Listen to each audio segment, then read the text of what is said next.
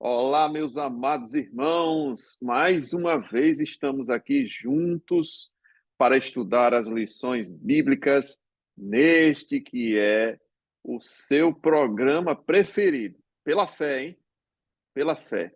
EBD em Síntese Podcast, produzido aqui pelo DENEC, Departamento de Ensino e Educação Cristã no Rio Grande do Norte, que tem como líder máximo nosso pastor Martim Alves da Silva e o seu responsável direto, nosso diretor, o nosso pastor Reinaldo Odilo. Esse projeto nasceu com a EBD em Síntese, que é um evento trimestral, e agora temos uma publicação, por assim dizer, semanal, para discutirmos todas as lições bíblicas do trimestre. Esta é a lição de adolescentes e estamos iniciando hoje, meus amados, a primeira lição do trimestre, a primeiríssima lição do trimestre, e eu trago aqui juntamente comigo eles, os sorrisos mais bonitos da Assembleia de Deus do Rio Grande do Norte, Marco Júnior e João Felipe. A paz do Senhor. A paz do Senhor, meus queridos irmãos, que Deus abençoe a todos em Cristo Jesus. É uma grata satisfação estarmos aqui mais uma vez em mais um trimestre, iniciando mais um trimestre de uma série de podcasts maravilhosos que vem por aí. É muita coisa boa que a gente vai estar discutindo nessas lições. Eu tenho certeza que não só nós aqui, nós três, mas todos aqueles que estiverem produzindo também, estarão com certeza sendo usados por Deus para trazerem as melhores sínteses e dicas para vocês que estão nos assistindo. Portanto, acompanhe, não fique só no primeiro, continue acompanhando as demais exposições que vão vir em sequência. Pai do Senhor, meus irmãos, queridos professores, alunos que estão acompanhando aí o nosso podcast EBD em Síntese. Mais uma vez estamos aqui, né, como o Marco bem falou, irmão Raniel, estamos aqui para dar início às lições desse trimestre. Trimestre muito abençoado, com um assunto bem interessante, no cenário onde o de muitos está se esfriando. Então, é um assunto bem interessante para a gente tratar com os nossos adolescentes. Então, vai ser uma benção. Amém. Professor, você que está aqui conosco, já convidou alguém para fazer parte desse canal? Já se inscreveu ou está acessando pela primeira vez? Não perca tempo, se inscreva, compartilhe, passe para os seus alunos, por que não? Não tem problema nenhum. Estamos aqui para crescer no conhecimento, na graça. Se inscreva aí, ativa o sininho, ó, aquele sininho que aparece assim, porque toda vez que surgir um vídeo novo, você vai ser notificado. Então, se junte a nós, participe, comente, fique à vontade, a casa é de vocês. É uma bênção estarmos aqui mais uma vez, como nossos amados irmãos já falaram, um tema que está mais em voga do que nunca. Sabe por quê? Porque a gente fala da palavra de Deus, a gente fala de amor. Só que o mundo aí fora, anda com uns conceitos totalmente deturpados acerca do que é amor. E essa lição vai nos trazer várias facetas, como isso se mostra na palavra de Deus, no que isso tange a mim, como isso muda o meu comportamento, como eu posso copiar a Deus, né? Porque ser igual a Ele eu nunca vou conseguir, mas eu vou absorvendo características que são originárias de Deus, eu vou emprestando essas características para ser exemplo, para ser um cristão. A lição de número 1 tem como tema o amor de Deus na Bíblia. E a leitura, que eu achei um tanto quanto curiosa, Deuteronômio 7, versículos 7 a 13. A leitura não está exposta na lição, mas obviamente ela será feita, mas me chama atenção porque é Antigo Testamento, tá? Antigo Testamento. Ainda não chegamos no Novo, as próximas lições tratarão disso. Mas Antigo Testamento, quando fala Deus com o seu povo, né, eu estou resumindo aqui a leitura, dizendo o seguinte: vocês sabem por que eu escolhi vocês? Né? Porque vocês são numerosos, não é porque vocês são diferenciados na forma de se vestir, não, não, não. Eu escolhi vocês para preservar a minha aliança com os antepassados, com os pais de vocês. Adivinha? Abraão, Isaac, Jacó. Estes três grandes homens de Deus tiveram uma aliança com Deus. E o Senhor, para ser fiel, ele escolheu Abraão e a sua descendência para representá-lo na terra. E aí ele diz para o povo: eu escolhi por amor aos pais de vocês, né? Então, façam jus a essa escolha, né? Sejam fiéis à minha escolha. E eu trouxe aqui uma curiosidade, Marquinhos, João, que é o seguinte: nós servimos a um Deus de alianças. Deus, ó, tá dando para ver aqui, ó, vocês dois estão querendo casar, doido para casar, vocês dois, ó. Cadê a aliança, Marquinhos? A aliança, Vai Marquinhos. chegar, vai chegar. Vai chegar, vai chegar, vai chegar. Olha, servimos a um Deus de aliança. E eu tive curiosidade de olhar a diferença de aliança para pacto, Marquinhos. Olha só, a aliança é um acordo contínuo, duradouro, é de longuíssimo tempo, né? E o pacto, ele traz uma ideia de algo mais temporal, mais pontual, né? Alguma coisa mais restrita. Então, nós servimos a um Deus de pactos, sim, por que não? Mas, acima de tudo, um Deus de alianças. E Deus fez uma aliança com o seu povo através de seus pais, Abraão, Isaque, Jacó. E essa aliança é que será tema desta lição para explicar o amor de Deus no quesito escolha, né? Nós temos aí três objetivos: o conceito de amor no Antigo e no Novo Testamento, destacar o amor de Deus pela criação e apontar o amor de Deus revelado na história de Israel, tá certo? Então vamos descobrir. A lição tem como tema central o amor, todo trimestre, e aí a gente vai começando assim, como diria minha filha mais nova, de gavarinho, viu, João Felipe? De gavarinho. A gente não tem como abordar o tema na primeira lição, né, meus amigos, meus amados Com professores? certeza. Mas a gente vai devagarinho, devagarinho, trazendo aqui a origem das palavras no Antigo Testamento, né? Hesed e Ahava, né, meu querido Ahá, João Felipe? Você sabe dizer como exatamente. é que pronuncia aí? Pronuncia aí para a gente ver. A Rava com R de rato mesmo, a Rava, e o Reset, aí dá uma arranhada na garganta, o Reset. Espera aí que eu Eu estava tomar uma água comentando, aqui. Vá falando aí, vá. tava comentando exatamente isso com um amigo judeu, antes da gente vir para cá gravar, falando com ele sobre que a gente estava no culto e gravando, e na hora da palavra, ele com a Bíblia hebraica dele e a gente comparando ali os textos, e tinha um texto exatamente falando, trazendo a palavra Hesed, que é uma das palavras, juntamente com a Rava, que se traduz para a gente como amor, né? Porque a gente sabe que o hebraico ele tem, não é tão próximo assim do português, mas ele traz ideias que a gente consegue trazer para as nossas traduções.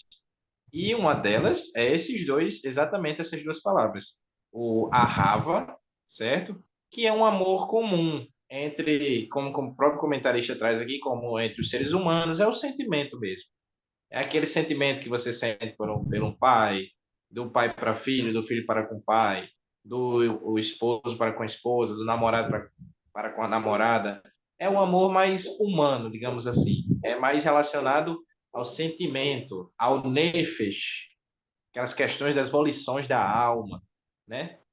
E a gente tem o Hesed. O Hesed, ele já é um amor que traz uma ideia mais abrangente, bem mais abrangente mesmo, que tem diversas possibilidades de tradução. Por isso que o Hesed, ele é utilizado em alguns momentos que até se a gente traduzir apenas como amor, fica um pouco duvidoso o texto.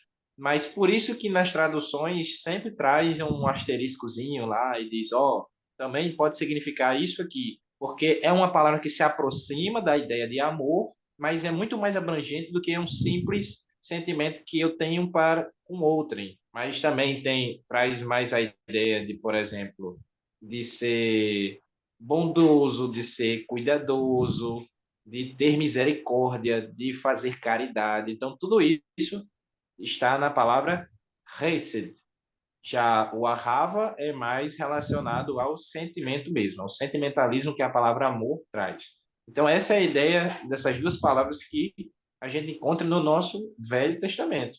E olha que a gente tem livros no nosso Velho Testamento, no Antigo Testamento, né? Velho não, vamos chamar de Antigo. No Antigo Testamento que ele é, digamos assim, dedicado só a falar do amor, como temos o Cântico dos Cânticos, ou Cantares de Salomão, né? Que a gente vê ali Salomão se declarando para sua amada, e a gente vê todo o livro exatamente tratando desse amor, que pode ser tanto, em alguns momentos, a Rava, como pode ser também o Hesed, mas sempre trazendo essas duas conotações de amor no Antigo Testamento. Perfeitamente, meu amigo. Você tem o privilégio de ter um amigo judeu. Depois me apresenta esse seu amigo para ver se eu aprendo um pouquinho dessas pronúncias assim, que eu tive que tomar uns 2 copos d'água aqui depois que você falou. Ele me É sério. ajuda muito. Ele me ajuda muito, porque ele disse, João, como é que pode tu ser judeu também e não saber se arruma de coisa? Eu digo, é porque você tem mais contato do que eu, né? Coisa boa. É bom porque a gente cresce assim com as amizades, né? Escolham amigos que te façam Muito bom. crescer, tá? Verdade. Marquinho, Marco Júnior, meu amado. Olha só, a gente tem textos bíblicos aí no Antigo Testamento que trazem a palavra ahava ou hesed, né? E a gente vê, por exemplo, no texto de Ruth, quando Boaz decide ser leal, né? Aí o sentido é lealdade, né? Ele decide ser real, a palavra é hesed. Aí você já tem texto de Salmos que já é ahava, e você tem o texto de Êxodo 20, versículo 6, que tem as duas palavrinhas. É como se elas se correspondessem, né? Se você me ahava, eu te hesed, né, Marquinhos? Ele diz: se você me ama, eu serei bondoso com você. É uma reciprocidade, né? É verdade. Relacionamento. Com certeza. Eu acho muito interessante porque quando nós trazemos a ideia do amor para fazer essa diferenciação, por exemplo, como o comentarista fala, tanto no Antigo como no Novo, a gente poderia muito bem fazer essa diferenciação tanto do grego para o hebraico. Se a gente for analisar o sentido que as palavras têm no grego, é um sentido, como até o nosso João falou aqui, é muito mais sentimental, ou por assim dizer, conceitual. Você conceitua as coisas, não necessariamente porque você vive, mas porque você é, galgou um significado para aquilo dentro da sua intelectualidade. Mas quando nós vamos para o hebraico, está muito além do que a intelectualidade pode explicar. Quando você vai para o hebraico, o sentido do amor ele é mais prático, ele é mais concreto, ele é mais visível. É tanto que você citou o texto de Ruth e Boaz, agiu com lealdade. Então, o amor expresso através de uma ação, de uma atitude.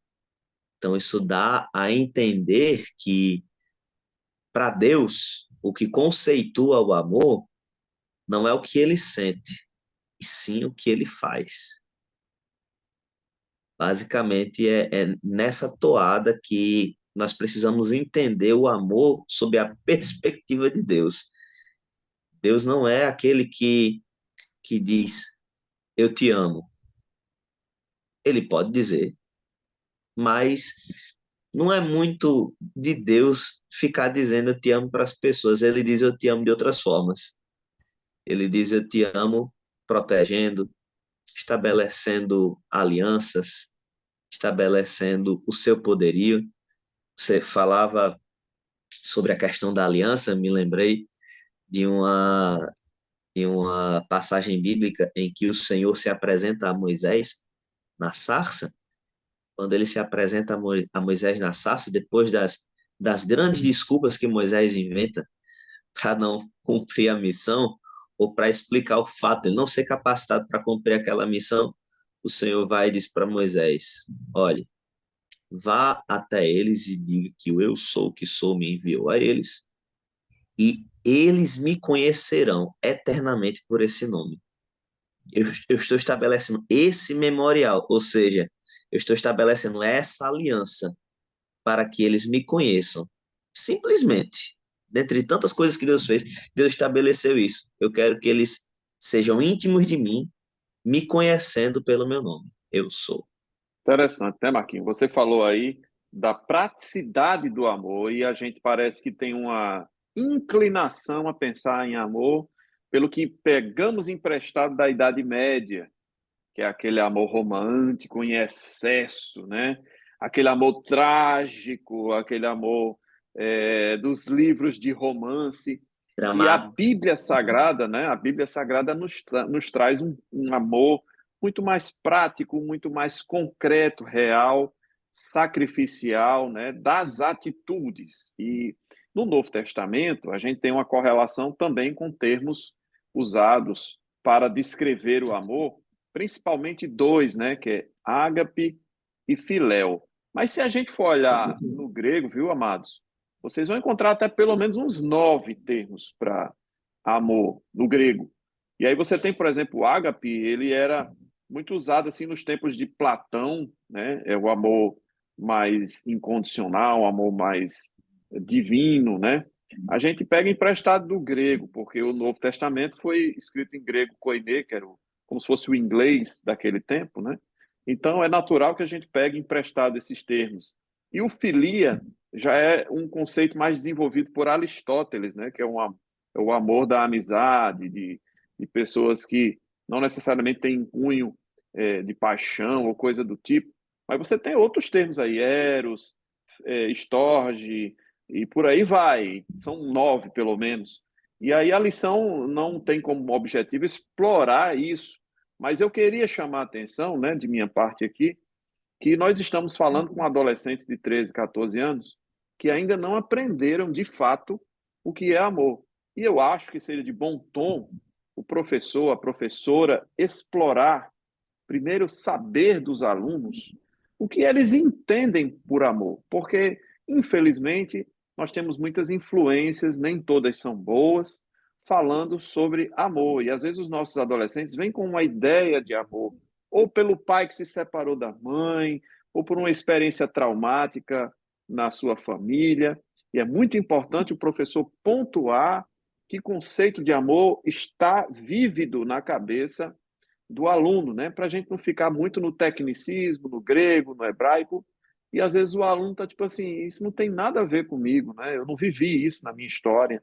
E é muito importante a gente pontuar isso e trazer para a palavra de Deus, à luz da palavra de Deus, o conceito que Deus quer para nós, né? Aquilo que a gente precisa compreender através das Escrituras. E Deus mostra o seu amor desde a criação, né? Segunda parte da lição mostra como Deus criou. Ele criou e mantém. Ele não simplesmente gerou e abandonou, como algumas mães fazem, alguns pais fazem, né? No Brasil, hoje, existem inúmeras famílias de mães solteiras, né?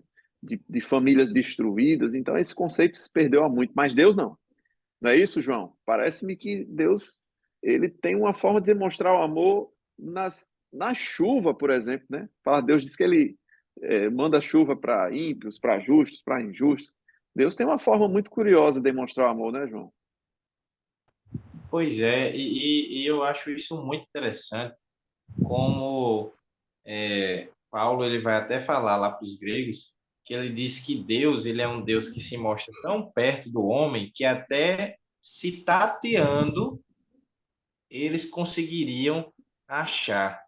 Ele fala lá em Atos, quando ele está discutindo tá lá com os atenienses.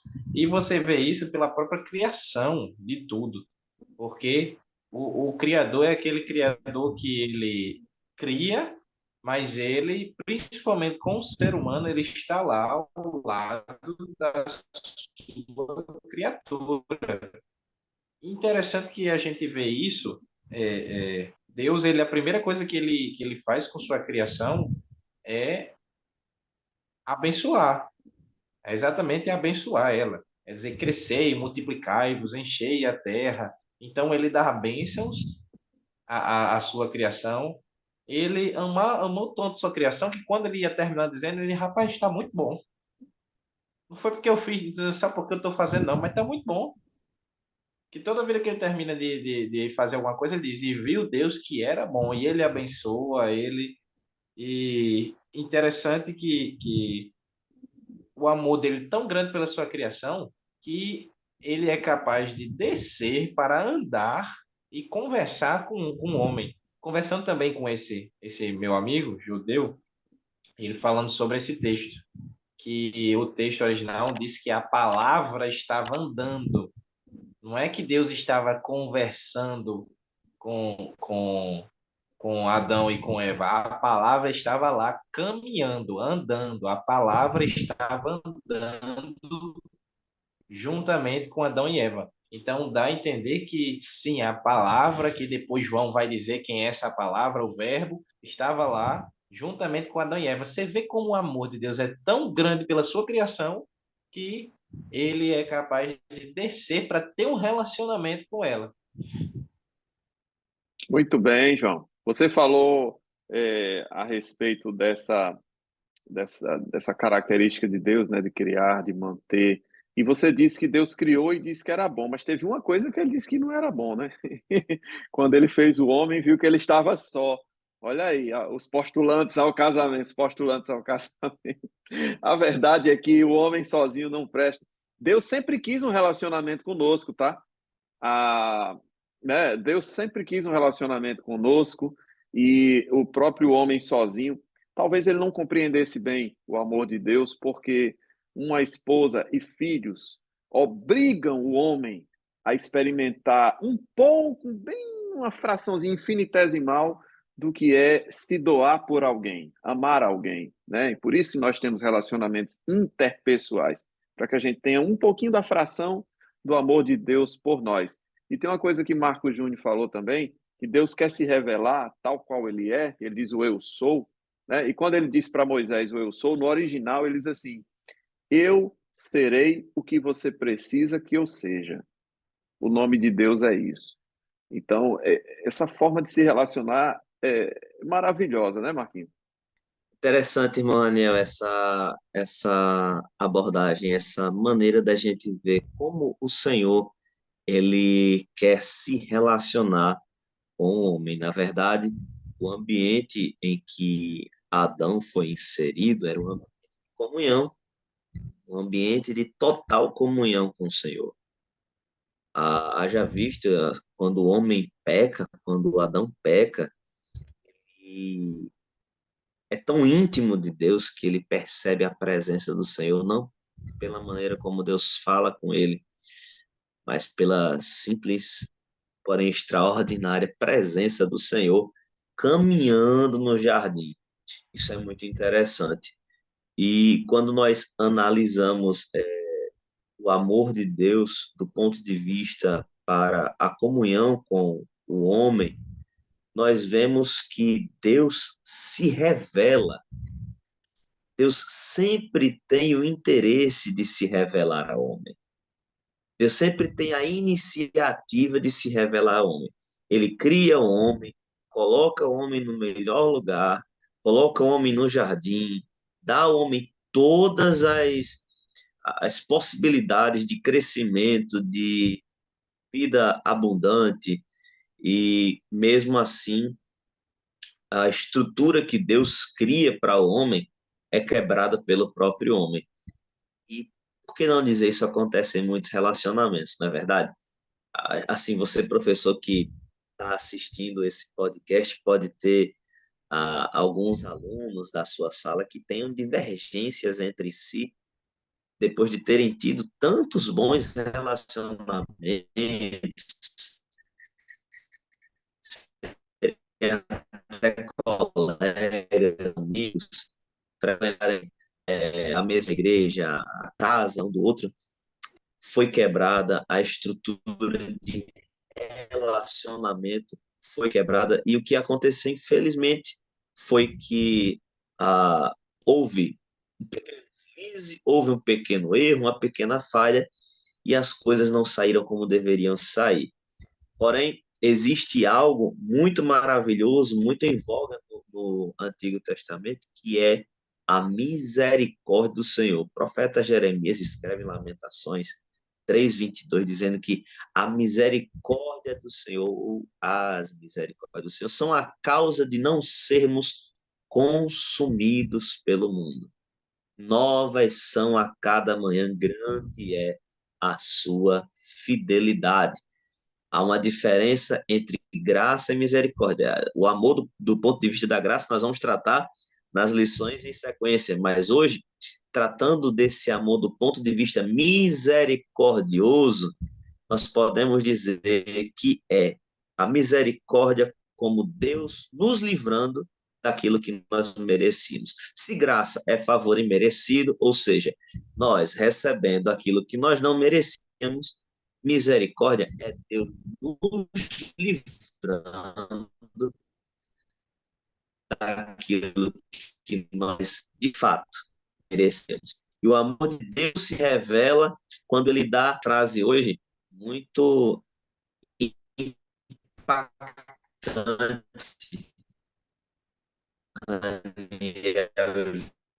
dizendo assim, impactante.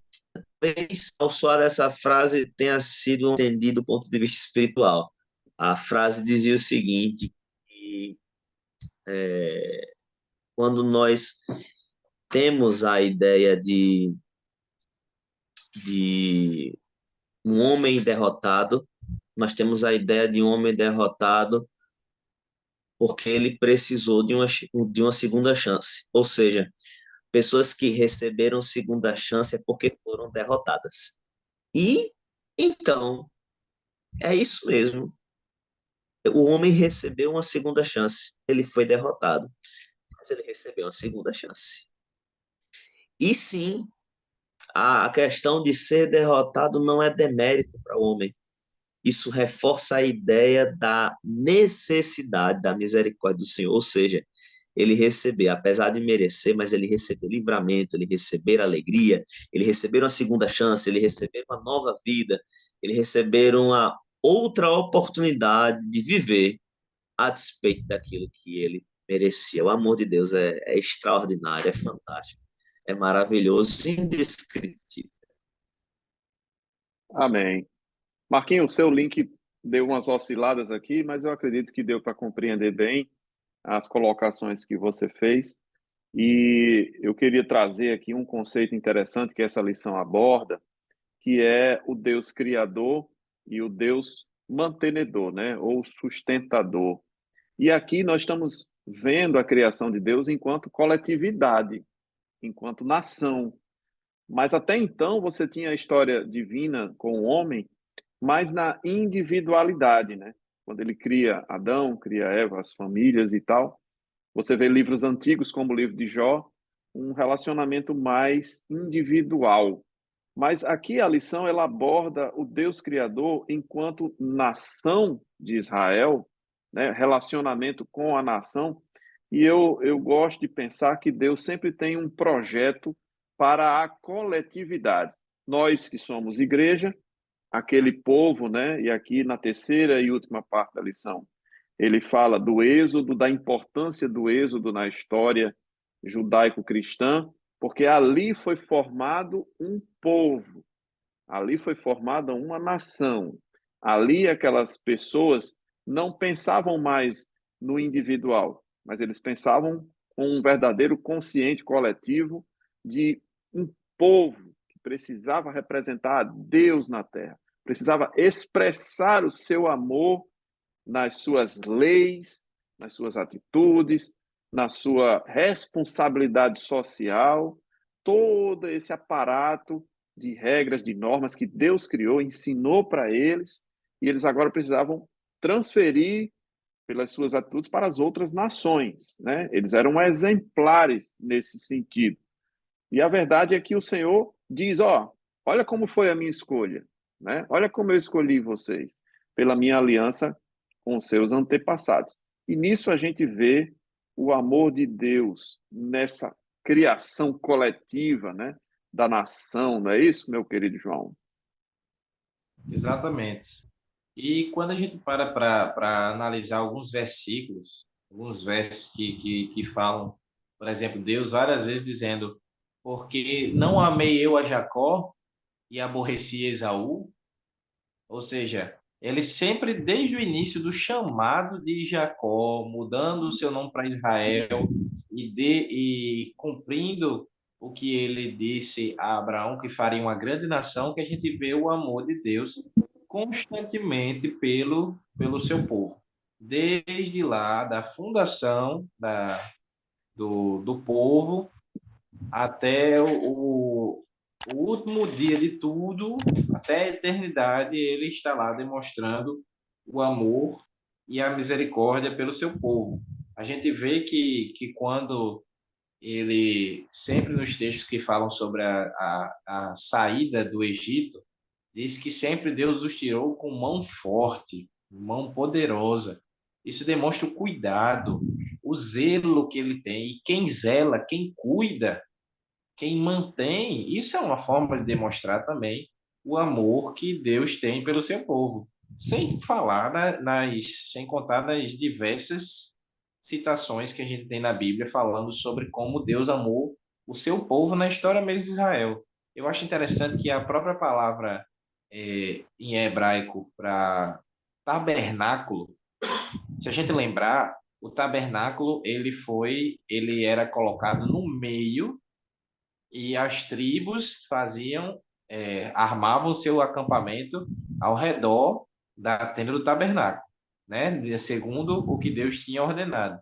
E a própria palavra de Mishkan, que é para tabernáculo, para a tenda naquela hora ali, fala, o tem que ter. Marquinhos aí dizendo da garganta. Mas Água, água, o água. o hebraico ele tem muito pigarro, digamos assim. A pessoa tem que estar. Mas a Mishkan, a palavra que traz lá do tabernáculo, traz muito além de Deus querer apenas estar no meio do arraial. Mas em sua raiz mais íntima ali, mostra como Deus queria estar se relacionando e no meio do povo e dentro deles.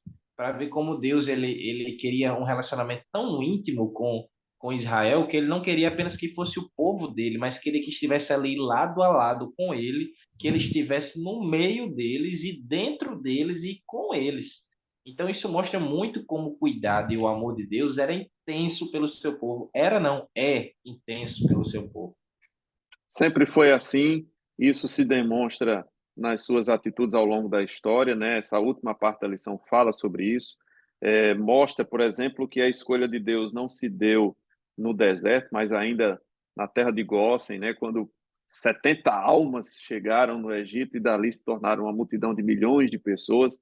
Deus estava cuidando desde quando Abraão saiu de Ur, né, da Caldeia, e ele peregrinou pela terra, e ali vieram seus descendentes. Ou seja, Deus ele ama de forma intencional. Tudo que Deus faz é intencional. Nada é por acaso, nada é jogado ao ermo, e não existe coincidências nessa história.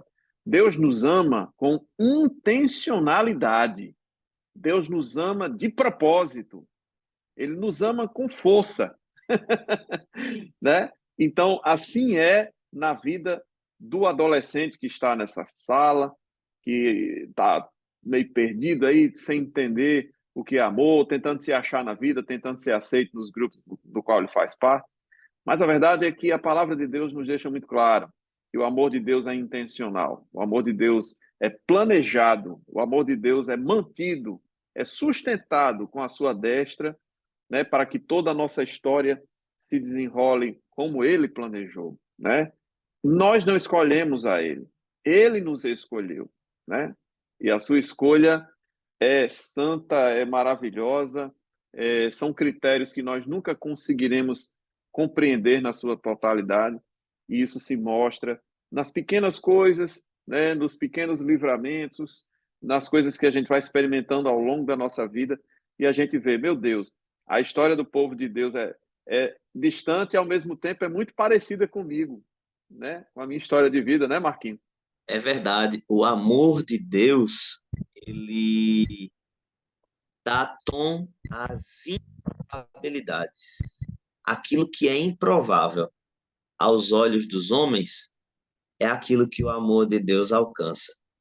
É aquilo que o amor de Deus tem a capacidade de elevar, de trazer para os olhos de todas as pessoas que estão ao redor. Que eu acho muito interessante, vocês falando da libertação do povo, da manutenção que Deus deu ao povo durante a jornada até a Terra Prometida e depois dela também, é que, incrivelmente, Deus chamou a eleição da Deus chamou a realeza um bando de escravos. Já parou para pensar nisso? Deus, uma multidão de escravos, e chamou a realeza. Venham, vocês agora não serão mais escravos, vocês serão nação sacerdotal, uma nação. É tanto que ele disse a Abraão: reis sairão de ti, a sua descendência será como as estrelas do céu e as areias do mar. Mas quem era Abraão? Um improvável pagão da terra de Ur dos Caldeus. Foi do Senhor. Quem era Isaac? Um improvável que foi filho de uma mulher já passando da idade. Quem foi Jacó? Um improvável, mentiroso, enganador, suplantador. Quem foram os 12 filhos de Jacó? Cada um com a sua peculiaridade. Um mais bonitinho que o outro. Outra coisa. E dos filhos de Jacó, Deus tirou um, José. Olhe só o que é que Deus faz com José. De escravo a governador do Egito. E veja que a posição que José ocupou não existia na hierarquia do Egito. Foi criada. Deus chamou José à realeza do Egito. Então, tudo isso me prova que o amor de Deus é tão grande que ele se vale dos improváveis. Deus se revela da história de Israel, uma nação aos olhos de todas as outras, que já tinha suas cidades estabelecidas, seus muros fortificados, seus exércitos prontos, mas o Senhor não quer saber. Eu vou batalhar pelo meu povo. Eu vou lutar pelo meu povo. Eu vou ser a mão que sustenta o meu povo de noite e a mão que protege o meu povo de dia. Eu serei. Muito maravilhoso nós percebermos o amor de Deus como aquele que traz a realeza, traz a notoriedade àqueles que são. Talvez o seu adolescente que esteja aí na sua sala de aula, existem muitos que estão se descobrindo, outros que têm um ministério a ser exercido, que tem um chamado, que na verdade todos nós somos chamados para glorificar a Deus através das nossas vidas, mas um chamado mais específico, qual seja, para ministrar louvores dentro da igreja, para ministrar a palavra, enfim, para ser até um professor futuramente. Muitos deles podem estar dúvidas por serem improváveis, mas é desses improváveis que Deus tem para demonstrar o amor dele, cuidando e fazendo com que apareça no tempo certo. E a nação de Israel apareceu assim, ó, aos olhos dos outros. Pá! Ninguém dava nada por Israel. Eram escravos que estavam na nação dos egípcios. mas quando aconteceu o que aconteceu, olha só, Deus acabou com o Egito. Eles foram. Deus acabou com o Egito. A crise no Egito depois das pragas. E o que aconteceu? O João disse, com mão forte Deus tirou. É Deus operando. No livramento, na sustentação, na proteção e na capacitação para a conquista ou para conquistas futuras. Amém. Graças a Deus. A gente vê que Deus, em cada passo da história, ele foi preciso, ele foi intencional, ele foi bondoso. E a expressão amar não poderia ser menos emocional e muito mais devocional, né? A gente aprendeu um amor emotivo, mas o amor de Deus não é emotivo. Ele pode conter emoções, mas ele é muito mais intencional, comprometido, devotado do que a gente supõe. Não é, meu querido João? Falando sobre esse amor, é importante que os nossos adolescentes eles também aprendam a ter gosto pelas nossas tradições, incluindo os hinos da harpa. Temos o hino O Que Vence, o hino 27, e diz exatamente um pouco sobre esse amor. Amor que por amor desceste, amor que por amor morreste, a quanta dor não padeceste, e o coração está, e meu amor ganha. E aí, estrofe, amor que nunca, nunca muda, e nos teus braços me segura, cercando-me de mil culturas, aceita agora o Salvador, o meu humilde amor. Olha que poesia linda que tem na nossa fé cristã, exatamente trazendo essa questão do amor de Deus, que ele é assim, tão grandioso, tão abrangente, que até o próprio João, quando foi escrever, disse que ele amou de uma tal maneira quando, quando o próprio Jesus ele vai falar ali, né, com Nicodemos, ele diz, olha, Deus amou o mundo de uma tal maneira, Nicodemos, que não sei nem como é que é a palavra que eu boto aqui, Nicodemos. Não sei nem lhe dizer exatamente o que eu coloco aqui nessa palavra, mas mostra como o amor de Deus ele é grande para conosco.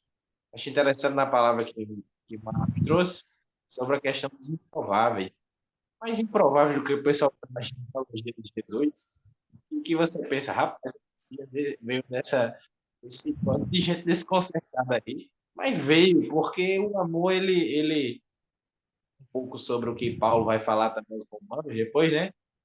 Ele vai falar que o amor não liga para essas meras casualidades humanas, né? O amor, ele transcende tantas coisas que o ser humano coloca entre o seu relacionamento ali para com o outro. O Deus do amor, ele vai transcender tudo isso. E é isto, o amor de Deus é muito grande para com o seu povo, para conosco, para com você, pré-adolescente, para com você, professor, que também está no meio do povo.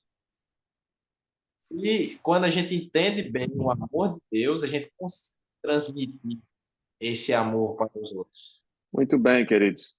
Eu me despeço aqui, desejo a todos os professores uma excelente aula neste início de trimestre e seja você o representante do amor de Deus para o seu aluno. Então, convide ele, aquele que não está indo, que não está comparecendo, mande uma mensagem de WhatsApp, faça uma ligação, deixe que ele se sinta amado. Não adianta nada falar de amor durante todos os 50, 60 minutos da aula, se ele não puder perceber isso em você, que é um exemplo, que é o professor, que é o representante primeiro, a primeira pessoa com quem ele tem contato dentro da sala de aula é o professor. Então, seja este exemplo, né, represente o amor de Deus para o seu aluno e oramos para que o Senhor tome esse tema, né, e traga esse conceito para dentro dos corações e que eles abram os seus corações, né? No final da lição ele vem perguntando: você já abriu seu coração? Essa pergunta é importante. Que Deus vos abençoe E aqui eu me despeço, Marcos Júnior, irmão João. Queridos irmãos, é muito satisfatório nós iniciarmos uma temática tão maravilhosa quanto essa. Eu fiquei muito feliz assim que soube do tema da lição. A priori, eu posso dizer para vocês, o amor, quando cultivado, nunca envelhece. O amor, quando cultivado, nunca envelhece. Como assim, Marcos? O amor de Deus é maravilhoso, mas ele só é perene nas nossas vidas quando nós cultivamos ele nas nossas vidas. Quando nós cremos nesse amor. Quando nós somos convictos desse amor. Quando nós entendemos a importância desse amor. Quando nós entendemos a preciosidade, a profundidade desse amor. Então, nós, quando damos a devida importância a Deus, através do tempo, através da história e através dos atos dele, nós estamos cultivando em nós a fé e a certeza de que o Senhor verdadeiramente nos ama, assim como ele sempre amou a nação de Israel, desde a sua fundação até os dias de hoje.